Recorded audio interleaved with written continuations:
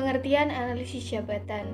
Analisis jabatan adalah suatu kegiatan mengumpulkan informasi yang lengkap dan benar mengenai jabatan yang ada dalam suatu organisasi.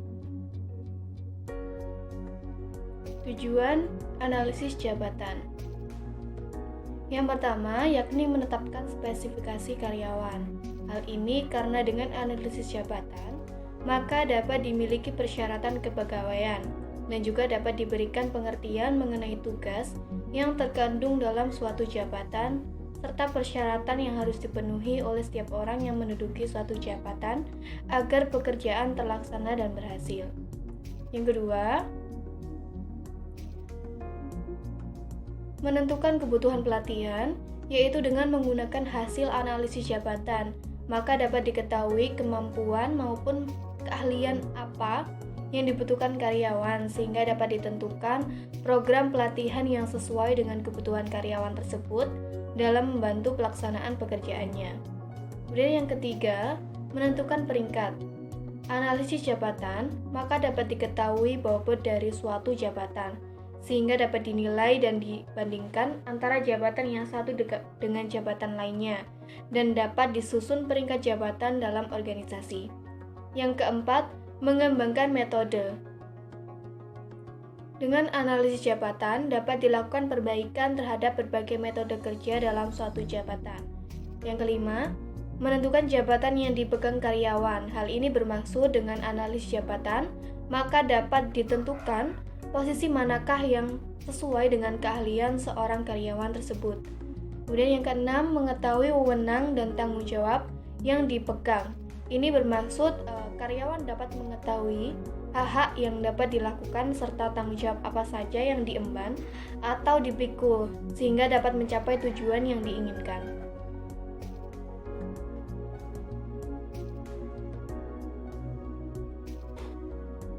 Fungsi analisis jabatan.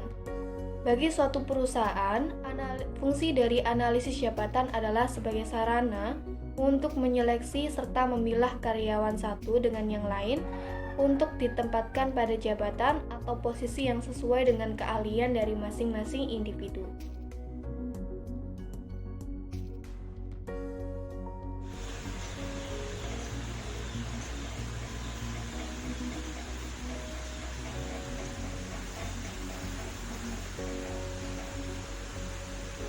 Manfaat dari analisis jabatan. 1.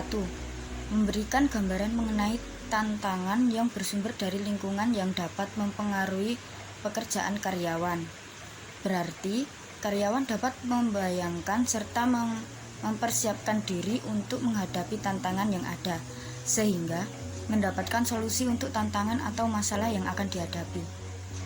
2. Menghilangkan persyaratan jabatan yang sebenarnya tidak diperlukan karena didasarkan pada pemikiran yang diskriminatif. Penerapan analisis juga dapat bermanfaat untuk menghilangkan sikap diskriminatif pada karyawan, sehingga atasan dan karyawan lain tidak saling membatasi hak-hak orang lain. 3. Menemukan unsur-unsur pekerjaan yang mendorong maupun menghambat kualitas kerja karyawan. Dengan adanya analisis jabatan, maka unsur-unsur yang menghambat ataupun mendorong kualitas kerja karyawan sehingga para pemimpin dapat mencari solusi bagi hambatan yang ada dan mengembangkan faktor-faktor pendorong yang ada. 4. Merencanakan ketenagakerjaan di masa depan.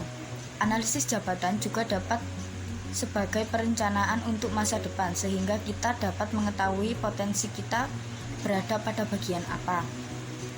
5. Menyesuaikan lamaran yang masuk dengan lowongan pekerjaan yang tersedia. Dengan analisis jabatan, kita jadi bisa menyesuaikan keahlian dengan lowongan yang ada sehingga dapat bersaing dengan karyawan lain.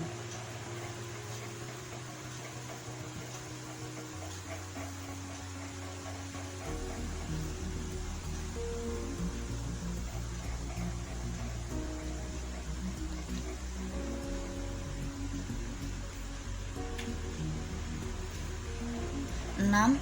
Membantu dan menentukan kebijakan program-program seperti perencanaan, pelatihan, dan pengembangan karir. Apakah karyawan sudah memenuhi spesifikasi keahlian yang memadai untuk mengerjakan tugas, ataukah membutuhkan pelatihan karena masih ada kesenjangan antara tuntutan pekerjaan dengan keahlian yang dimiliki karyawan. 7. Menentukan standar presentasi yang realistis, yaitu kriteria yang harus dipenuhi untuk menyatakan bahwa suatu pekerjaan berhasil dikerjakan dengan baik, sehingga dapat dibandingkan antara hasil nyata kerja dengan standar yang ditetapkan. 8. Berperan dalam penempatan karyawan agar sesuai dengan tingkat pengetahuan, keahlian, tingkat pengetahuan dan pengalaman yang dibutuhkan. Dengan penempatan karyawan yang sesuai dengan tingkat pengetahuan dan keahlian, maka perusahaan dapat lebih berkembang dan lebih maju. Mengidentifikasi hubungan antara penyelia atau supervisor dengan bawahan. Manfaat dari analisis jabatan juga dapat mempengaruhi hubungan antara supervisor dengan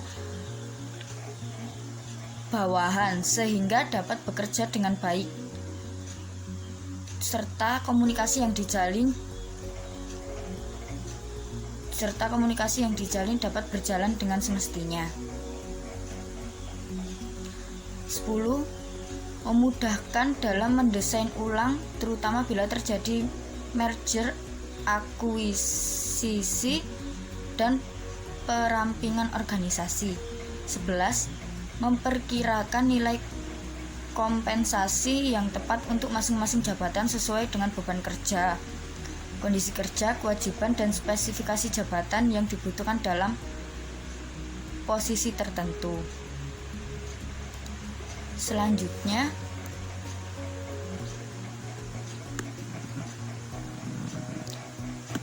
aspek analisis jabatan terdiri dari tiga aspek. Aspek pertama, deskripsi jabatan atau job description. Sebuah informasi tertulis yang berisi tentang uraian pekerjaan, tanggung jawab, dan hubungan dengan pekerjaan, hingga berbagai hal mengenai sebuah jabatan di suatu organisasi. Yang kedua, spesifikasi jabatan, job specification. Daftar tuntutan yang ada dalam suatu jabatan berisikan tentang pendidikan, keterampilan, pengetahuan, kepribadian, dan lainnya yang diinginkan dalam sebuah jabatan. Yang ketiga, evaluasi jabatan atau job evaluation. Terdapat beberapa hal yang akan dinilai, diantaranya kesulitan dan kemudahan dalam mengerjakan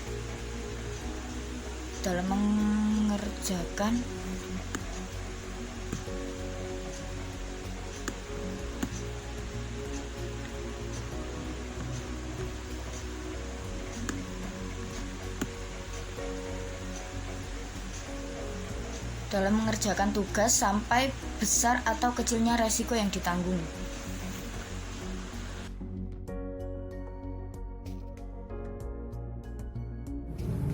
Metode analisis jabatan. Yang pertama yaitu kuesioner. Kuesioner merupakan teknik mengumpulkan data dengan cara memberikan pertanyaan atau pertanyaan tertulis dan terstruktur untuk dijawab oleh responden. Yang kedua ada wawancara. Wawancara dilakukan dengan cara membuat daftar dan mendeskripsikan tugas dan tanggung jawab karyawan dalam jabatannya. Ketiga yaitu observasi.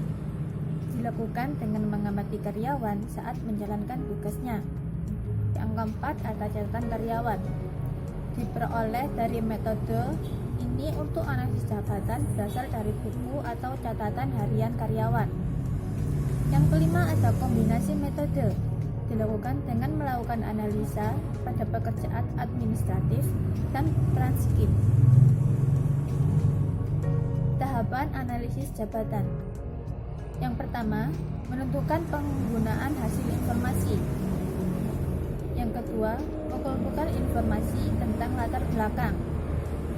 Yang ketiga, menyeleksi mukawal jabatan yang akan dianalisis.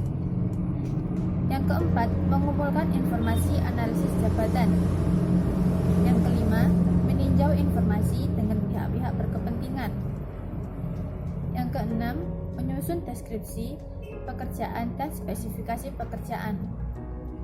Yang ketujuh, membuat prediksi perkembangan pada perusahaan.